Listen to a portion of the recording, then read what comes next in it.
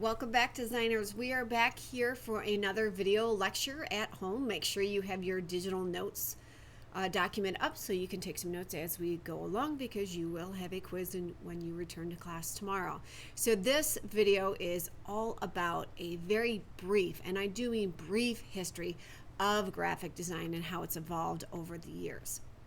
So the first thing you should know is that graphic design, again, as a repetition, is anything that's flat in nature. So anything that's two-dimensional. So maps and posters, those cute little graphics you see on social media, like the quotes, logo design, signs. It goes on and on and on. My goal in this class is to kind of show you the different avenues or venues that you can study in graphic design or specialize in. I kind of relate graphic design a lot like the medical field. So like if you become a doctor, typically you specialize, right? So you might be an oncologist or an OBGYN. A graphic designer will often specialize in a specific type of graphic design. So maybe they specialize in logo design or in web page design or in typography, which is creation of fonts. So they all kind of have a specialization in there. What I like to tell students is to think about graphic design as everyday art. So we have not done a good job in the West of helping students understand that the art that most people encounter is not painting and drawing and art museums and galleries. Very, very few people work in that field, and very, very few people buy works or participate in that world. All of us, though, have some relation to graphic design, whether we're designers or not. We all use graphic design in our daily lives. It is around you everywhere. Look around your room right now, wherever you're at. I guarantee you are seeing multiple examples of graphic design. And I like to point this out because graphic design and majoring in art or studying the field of art or pursuing a career is a very sustainable way of living. But most people are not artists in the studio or fine art realm, such as painters or sculptors that show in galleries or museums. In fact, the majority of the artists out there are graphic designers and industrial designers. They are making art with a purpose. So they are making art for the populace for a specific reason, not just for themselves like a studio artist does. So how long has it been around? Well, pretty much since the start of human beings. We've used design to help communicate. We've used pictures to help communicate. And some of the earliest examples of those are cave paintings. Cave paintings aren't fine art. They had a purpose. They were there to help other people coming through to know a little bit of the history, because they couldn't record with text yet. So they were recording their personal histories with pictures. It was also maybe thought to be a way of helping people understand what was on the menu, so to speak. So what game was in the area that they could hunt, right? So cave paintings are the earliest examples. So graphic design has always been around. The next big evolution in graphic design was when we started to develop the written word. The earliest forms of the written word are what we think of as pictographs. Okay, so that's these things over here. Pictographs are basically symbols. The earliest examples of those are hieroglyphs, but there's other examples beyond Egyptian hieroglyphs. There's also like Irish cuneiforms and a variety of other different cultures that created their own way of using symbols. And the way you can think of these early symbols is like kind of like the way we've almost regressed. We've gone to these emojis to help us understand things. So rather than saying I'm confused or whoa, that blew my mind, right? Multiple words, we're using a simple picture. So think of them as early emojis. That's what pictographs are. From the pictograph, we then started to evolve into a written language, or what we think of as a modern alphabet. The one that we use came directly from the Greek alphabet. And you can look at the Greek alphabet here, and some of you may have seen some of these if you go to college and they have a Greek row or a Greek society where they have fraternities and sororities.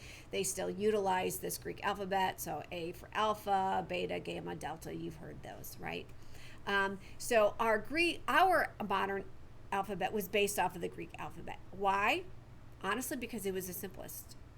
There's very, very few letters. Our alphabet is 26. Even though Chinese calligraphy and the Chinese alphabet had been around a lot longer, and probably was a little bit better, but the problem was it was extensive. It was way more than 26 letters. And for ease and kind of efficiency, the Greek alphabet prevailed over the Chinese alphabet for us. So that's why it's still the predominant one most everywhere that you see. So even if you don't speak English, if you go to Poland or you go to Greece, they're still going to use the same alphabet we use for the most part. The next big development was the book, right? So we started to create words. Well, what do we do with these words? We start to put them in a book. And the earliest forms of books are called illuminated manuscripts. And if you really want to geek out on this, I embedded a slide in here on illuminated manuscripts. The things that you should know about them are that they were all hand drawn. They are all hand done. This was before any type of mass-produced printing methods. So these were done by people called scribes. So they were people who were trained in the arts and they can read and write. And during this time, which was the medieval times, very, very few people could read and write. It was only those in the clergy or those in the aristocracy who could read and write. So these books were not out for mass production. Majority of the people never saw a book. This was for nobility and those in the clergy, meaning those who were in the church at the time. That's where the money, that's where the power was. Therefore, that's where all the intellect and knowledge was. From there, this was the biggest revolutionary change in graphic design to this point, which was the printing press. And the printing press that we're most familiar with, or the one that the majority of everything that kind of came after was based on, was the Gutenberg press, right? So the Gutenberg press is here. But again, there were forms of printing in Asia long before the Gutenberg press came along, but there was this big expansive ocean that basically cut off the East from the West for a very, very long time. So we just weren't aware of the developments in the East.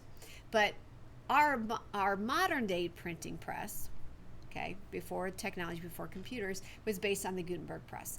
And it was because of the Gutenberg press that the majority of us can read, because like I said before, books weren't around. Not a lot of people saw them because it took months and years to create a single book. The printing press allowed for mass production of books. Therefore, more and more people learned how to read.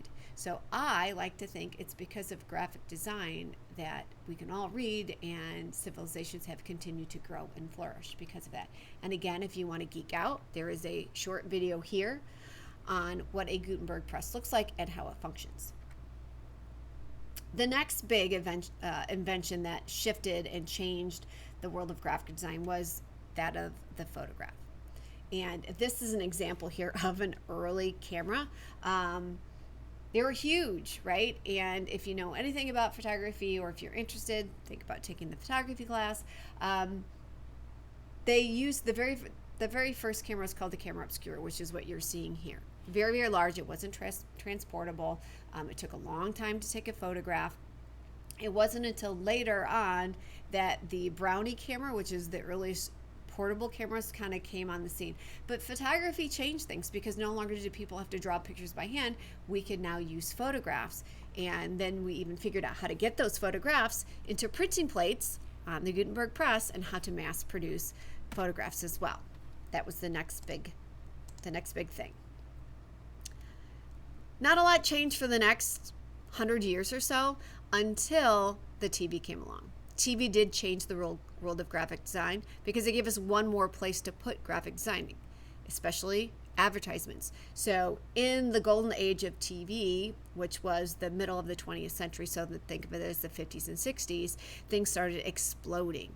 Not just was the TV a major change, but at the same time, during the post-World Wars, we started to develop greater means of transportation. So the interstate system, so the tollway, was put into place, and which means more and more people traveled, which meant billboards. So the more we learned, the more we started to travel, the more graphic design became a bigger part of everybody's lives, because they were traveling, they were seeing more things. Okay? And in the 1950s and 60s, we became what's called a consumer society. We started buying a lot of things in the United States, and graphic design became a big part of that. And then you have the 1970s and 80s, and up through today, where the explosion of technology has just changed exponentially what we do in graphic design, and most notably how we do it. Before, like I said, everything was done by hand. Even back with the Gutenberg press, or even with the photo, people were still using these things by hand. It was still kind of labor intensive, right? So when you're coming up with these designs, believe it or not, somebody was writing that text, hand lettering that text, or typing it out on a typewriter, and they were piecing it together. Very, very time consuming. Now with the computer, things are much, much faster, and we can do things with greater speed than we ever could. And we could even have a debate about AI now. Is it going to make humans altogether obsolete? Graphic designers, I don't know. That's something that we will be talking about later as the semester progresses. Like, how is AI going to impact how we create graphic design? So that brings me to our last slide here, is versus old school versus new school. And the first unit we do, the first hands-on unit, is we are going to take inspiration from an old school method. So some of the old school methods are things like silk screening, like I said, hand lettering. I have an uncle who that's how he made his entire living until he just retired recently. He was still hand lettering everything on the sides of automobiles and billboards. He was doing it all by hand.